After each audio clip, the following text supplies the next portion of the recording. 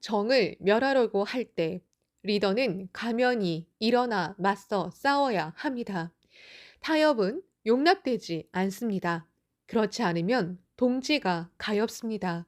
그리고 정의는 이겨야 합니다. 이겨야만 정의입니다. 창과 사제의 길이 끊기면 광선유포는 단절되고 맙니다.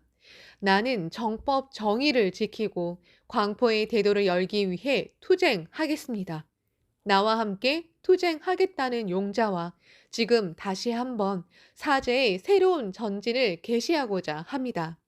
광선유포의 사제, 창가 사제는 사회적 계약이나 이해로 연결되는 관계가 아닙니다. 도제 제도도 아닙니다. 각자 자신이 서원으로 정한 인생을 건 혼과 혼의 결합입니다.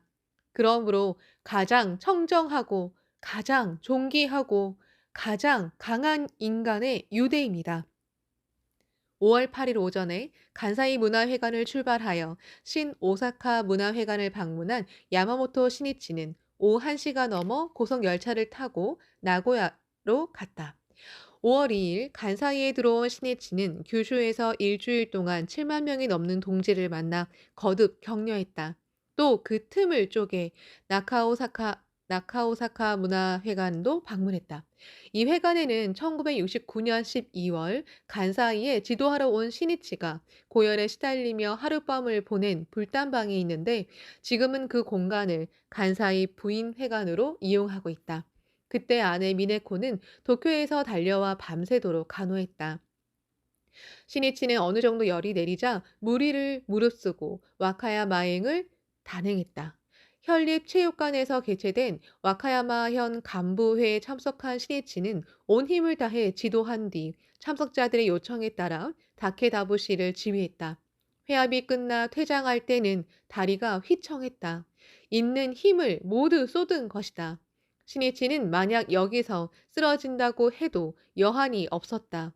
날마다 도전과 고투의 연속이었다. 이러한 진검승부의 행동이 쌓이고 또 쌓였기 때문에 광선유포를 향한 창가의 대도가 활짝 열렸다. 비록 시대는 바뀌어도 불의의 동지가 이 불석 신명의 정신을 이어주기를 바랐다. 니코 6의 치문에는 아직 광선유포가 되지 않은 동안은 신명을 버리고 수력 홍통을 해야 할 것이라고 쓰여 있다.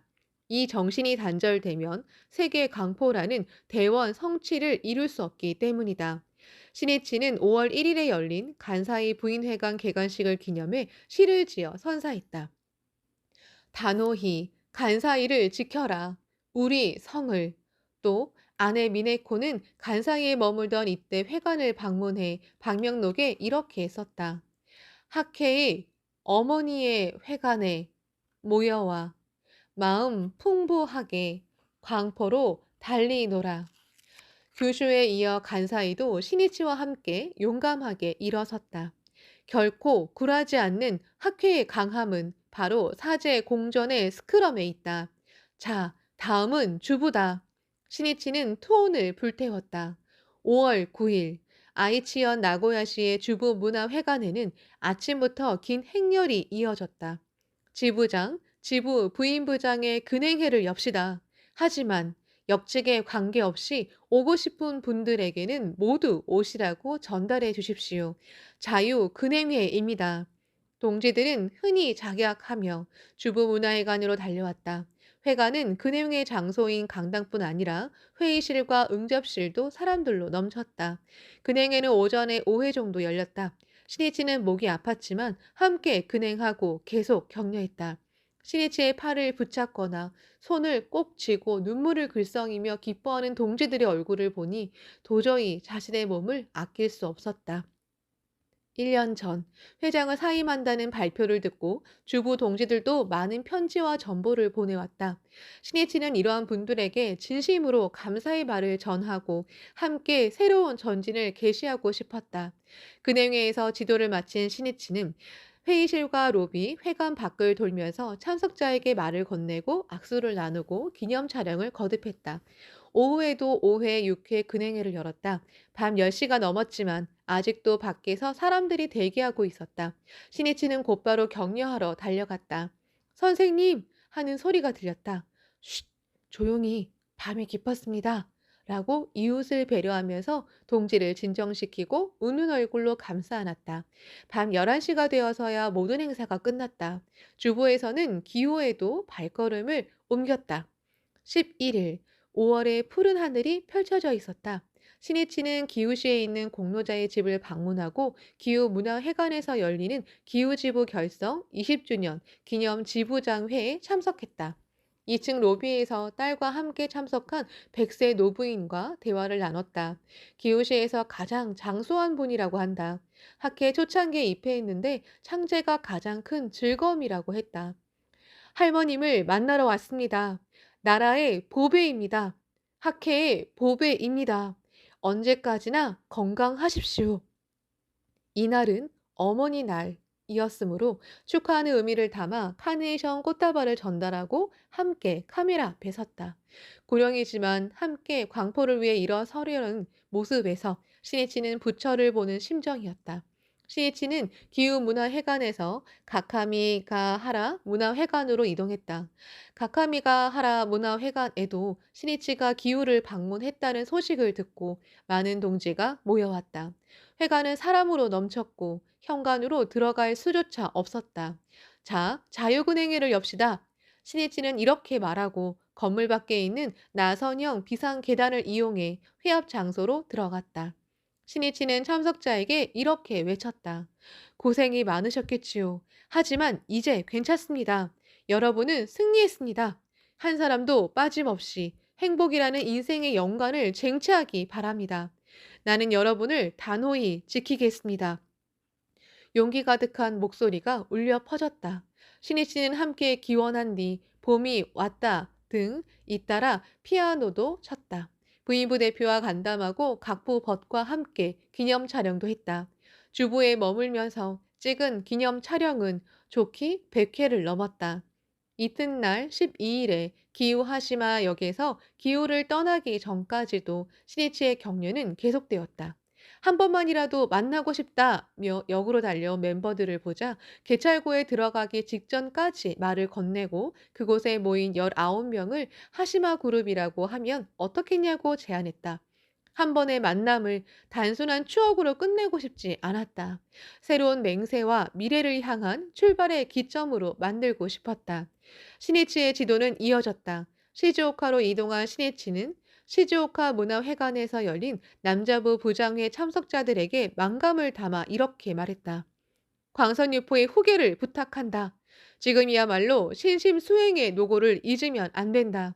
몸은 경하고 법은 중하니를 마음에 깊이 새겨야 한다. 사회, 직장의 승리자가 되어야 한다. 그리고 13일에는 이 회관에서 자유근행회를 개최하여 제1선 동지들 속으로 뛰어 들어가 격려한 뒤 14일에 도쿄로 돌아왔다. 4월 29일에 나가사키에서 시작한 격려 행으로 신이치는 15만 명이 넘는 동지를 격려했다. 모든 벗의 가슴에 환희와 용기의 불꽃을 활활 타오르게 했다. 모두가 광선유포를 위해 꿋꿋이 살아가는 창가 사제의 대도를 끝까지 걸어가겠노라고 사원했다. 냉혹하고 무참한 악승들과 반역자, 무리가 꾸민 모략에 반격하는 반정 공세의 봉화가 하늘 높이 피어올랐다. 도쿄는 실록의 계절이었다. 야마모토 시니치는 광선유포를 향한 비상을 막으려는 모략의 쇠사슬을 끊어버리고 커다란 독수리처럼 희망의 푸른 하늘로 날아올랐다. 제5차 중국 방문, 그리고 나가사키, 후쿠오카, 오사카, 아이치, 기후, 시즈오카의 지도를 마치고 시나노 마치로 돌아온 시니치는 본진 도쿄의 재구축을 위해 내리마구를 비롯해 다이토구, 세타가야구, 미나토구 등에 있는 회관을 찾아가 동지를 격려하며 바쁘게 뛰어다녔다. 시니치는 광포 신시대를 향해 날개를 펼치고 있는 힘을 다해 계속 투쟁했다. 한편 회장 주조 기요시를 비롯해 학계 순회 간부들은 얼마 전부터 깊은 고뇌에 빠져 있었다. 야마와키 도모마사에 관한 문제 때문이었다. 돈에 눈이 먼 야마와키는 5년 전 후지노미아에 있는 토지 매매 등에 관련해 교묘한 수법으로 큰돈을 벌자 직접 냉동식품 회사를 경영하기 시작했다. 하지만 아무래도 사업 경험이 부족하고 방만한 경영 탓에 사업 부진으로 40억 엔이 넘는 막대한 부채를 떠안게 되었다. 돈을 갚을 대책도 마련하지 못한 채 궁지에 몰린 야마와키는 학회를 협박해 돈을 뜯어낼 계획을 꾸몄다. 지금까지 야마와키는 젊은 승려들이 학회를 격렬히 비판하도록 깨어 자신이 종문과 학회의 화합을 교섭하는 척하면서 학회를 자기 뜻대로 조정하려고 암약했다. 야마와키는 승려들이 학회를 불신감과 반감을 품도록 뒤에서 부추겼다. 그리고 학회를 공격하게 만들기 위해 날조된 정보를 계속 흘렸다. 또 학회를 공략하는 계획을 짜서 몇 번이나 종문에 건네고 니타스 법조에게도 참언을 거듭했다. 자신이 불을 질러 사태를 복잡하게 만들어 놓고 자신이 수습하겠다고 나서는 이른바 매치 펌프를 반복했다. 또 학회의 사회적 신용을 실추시켜 회장의 신이치를 끌어내리려고 대중 매체에도 왜곡된 정보를 계속 흘렸다. 하지만 그 가면이 점차 벗겨져 모략과 이중적 배신 행위가 대부분 밝혀지게 되었고 그와 함께 사업은 궁지에 빠졌다. 자업자득이다. 어서에는 처음에는 아무 일이 없는 것 같으나 마침내는 망하지 않음이 없느니라 라고 씌어 있다. 야마와키 도모마사가 뒤에서 내통한 사람은 교황부장인 하라야마 다카오였다. 1년 전인 1979년 9월, 하라야마는 세이쿄 신문사에 보관된 자료 문서의 사본을 빼돌렸다. 야마와키는 그 자료를 이용해 학회와 종문을 이간질하는 공작을 꾸미고 매스컴에도 학회 공격을 위해 왜곡된 자료를 흘렸다. 1980년 4월, 마침내 야마와키는 돈을 달라며 학회를 협박했다. 주조 기요시를 비롯한 집행부는 야마와키의 악랄한 수법과 집요한 성격을 알고 있는 만큼 어떻게 대응할지 고민이었다.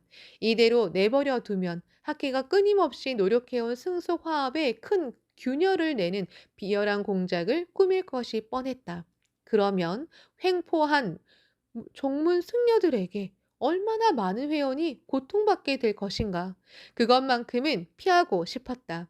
깊이 고민하는 집행부에 야마와키는 3억 엔을 내놓으라고 공갈 협박을 했다. 공갈 협박이든 뭐든 상관없다. 교도소에 들어가도 상관없다. 주저는 고민한 끝에 앞으로는 묘략을 꾸미지도 공격을 하지도 않겠다는 약속을 받아내고 애끓는 심정으로 요구에 응했다. 야마모토 시니치가 중국을 방문할 때 일어난 일이다. 하지만 야마와키는 다시 5억 엔을 요구했다. 6월 7일 학회는 공갈 및 공갈미수 혐의로 야마와키를 경찰에 고소했다. 이 일을 계기로 야마와키는 미쳐 날뛰듯 교란 공작을 시작했다. 주간지를 이용해 비열하게 학회를 계속 공격했다. 그것은 어서의 증거도 없는 허언이외다. 시기하는 사람의 조작일 것이외다. 라고 씌어있는 대로 질투에 미쳐 꾸며낸 이야기였다. 게다가 하라야마도 주간지에 나와서 중상을 거듭했다. 하지만 하라야마가 야마와키에게 큰돈을 받았다는 사실이 야마와키의 재판에서 밝혀지게 되었다. 학회는 진지하고 성실한 사람들이 모이는 청정한 신심의 단체이다. 사심의 무리를 용납하지 않는 세계이다. 야마와키도 하라야마도 마지막에는 주변에서 모두 신용을 잃은 존재가 되었다.